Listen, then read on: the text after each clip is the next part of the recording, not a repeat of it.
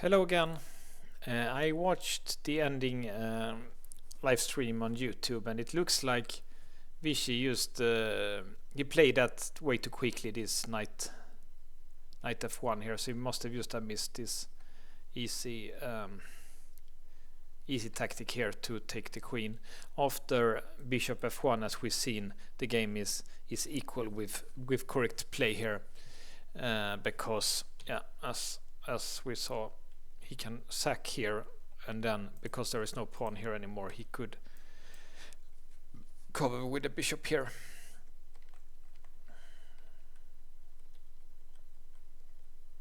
So that's a bit that's a sad sad for Vichy, but he and it feels like the match is kind of over. But we're still gonna watch the final game here, but Magnus and Vichy, because that was quite a nice game here in the last game.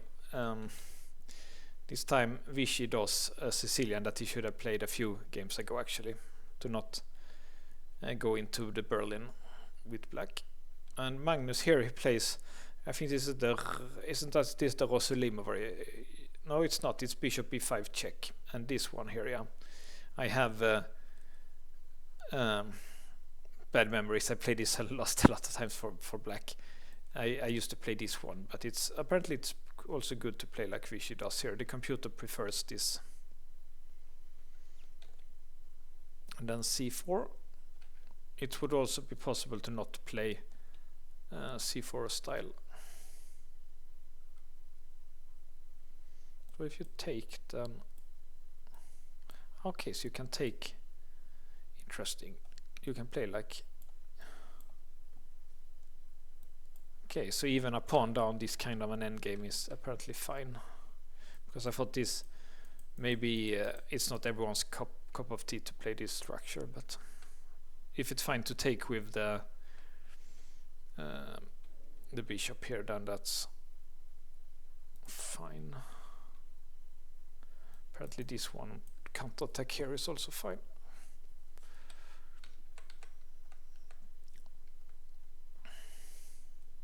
Okay, so they play like this. Yeah, and this bishop can get traded now sometimes.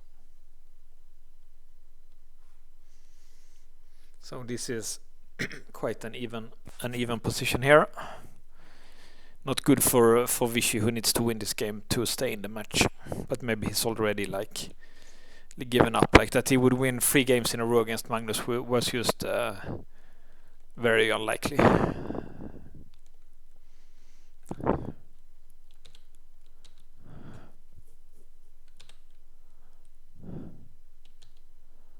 And here the game is quite even, and yeah, you see he's already maybe, I don't know, just hard to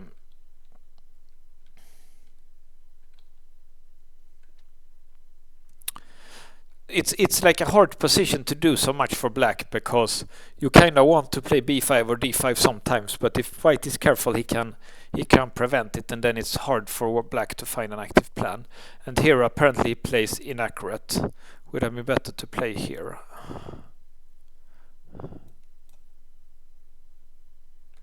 And game was quite even, but now white is a bit better. Why is white better here? I guess this one is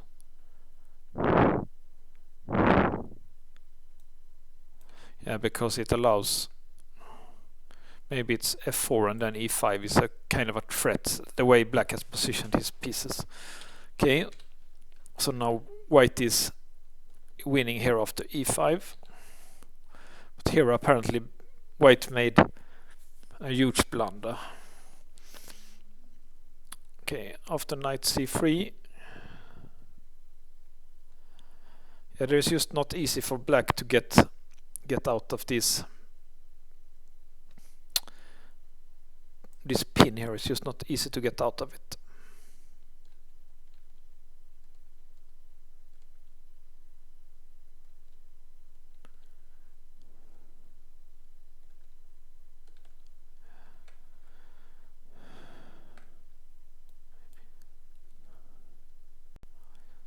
Yeah, it's a huge pressure here anyway. So let's see what was the problem with this. I guess it's that black can just take it back now, I guess. Yeah, I can just take it back, but apparently he shouldn't have done that. He should have waited here, played queen here instead, apparently. There was no hurry to take it. You can always take it next move. Okay, so let's see what was the problem with this then.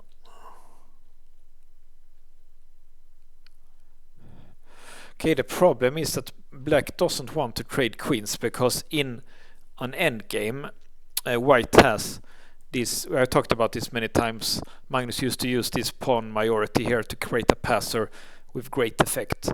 And they say if let's say black's queen was on b8, then he could take back with the knight here and then knight f5, and it would just be completely equal. But in this endgame, white has the better king, he has more space, and he has every chance to get the passer here on the queen side. And if this would have been a pawn endgame, if the knight was traded, then white would almost be winning here. I think maybe white would be winning here. I'm not sure, but I guess that. And they say that knight endgames are very similar to pawn endings, so white has a big advantage here. So let's see what happened.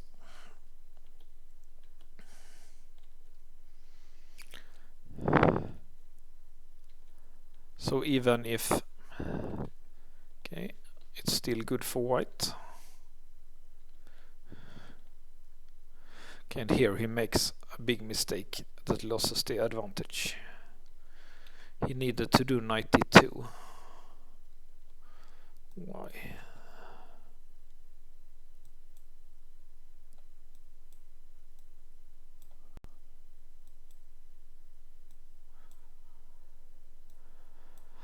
Okay, it's because that black's knights could go and threaten a lot of pawns, so he needed a knight back here to defend his pawns, basically.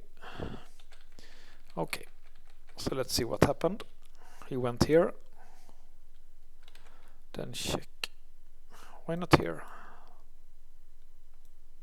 Okay, because of take here, here. Okay, so this is apparently a draw also. Yeah, because white cannot save this pawn, it's getting lost. Like this. I see. Okay, so instead they played like this. And here looks like black might have made a mistake because he went here, but he went into this fork. Maybe it would have been better to go here actually. But of course Magnus could have taken the draw and won the match then. Because wrong button, sorry. Let's go forward a bit.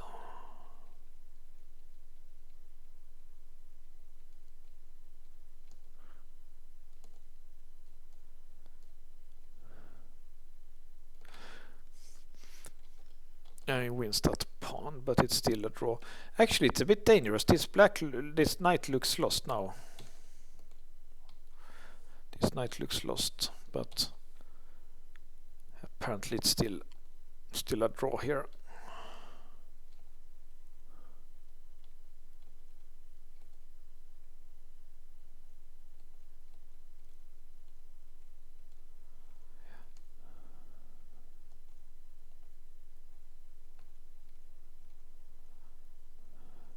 So if okay, so he can force the queen trade here now. So that's a draw.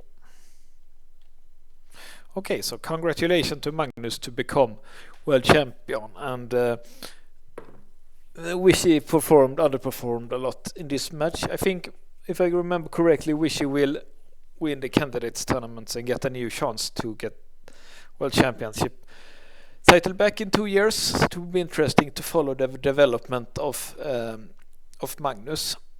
I was thinking maybe to take a little break with the Magnus videos and maybe do something for Gukesh and Dingleran, who is soon going to play a World Championship match, if there is some interest for that. And after that I will return with more Magnus videos. After that we do all his career so it gets saved on YouTube. Congratulations to Magnus, and it was first time that there was a world champion from Norway, so it was a good a great achievement by him, and it also made chess very, very popular in Norway. Okay, see you next.